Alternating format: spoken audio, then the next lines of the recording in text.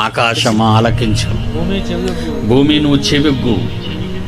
నేను పిల్లలను పెంచాను, గొప్పవారినిగా మీ మధ్య చేశానా? వారు నా మీద తిరగబడ్డారు.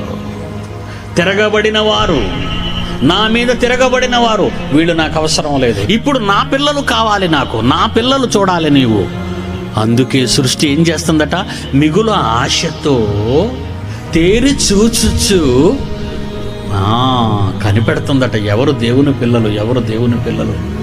నిన్ను కోరుకున్నాడు దేవుడు. నీ పాడి గేదె పాలు అవసరం ఆయనకు లేదు. నీ పంట శ్రేష్టమైన దానికి ఇప్పుడు అవసరం లేదు.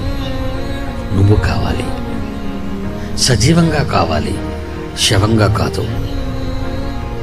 సజీవమైన నీ ఆకారం, నీ నోటి మాటలు ఆయనవై ఉండాలి, నీ మెదడులోని ఆలోచనలు ఆయనవై ఉండాలి, నీ చేతలు ఆయనవి, నీ నడతలు ఆయనవి, సమస్తము ఆయనదై ఉండాలి.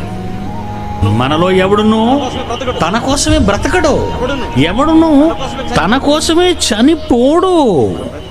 మనం బ్రతికినా ప్రభు కోసమే బ్రతకాలి, చనిపోయినా ప్రభు కోసమే చనిపోవాలి, ప్రభు కోసమే చనిపోవాలి. మనం బ్రతికినను చనిపోయినను ప్రభు వారము. ఎంత సెక్యూరిటీ ఉందంటే మనకి. ఒక బ్యాంక్ ఇవ్వలేని సెక్యూరిటీ, ఒక గవర్నమెంట్ ఇవ్వలేని సెక్యూరిటీ దేవుడు నీకు ఇస్తున్నాడు. డాక్యుమెంటెడ్గా బైబిల్లో డాక్యుమెంటెడ్గా వ్రాయించి ఇచ్చాడు. ఇది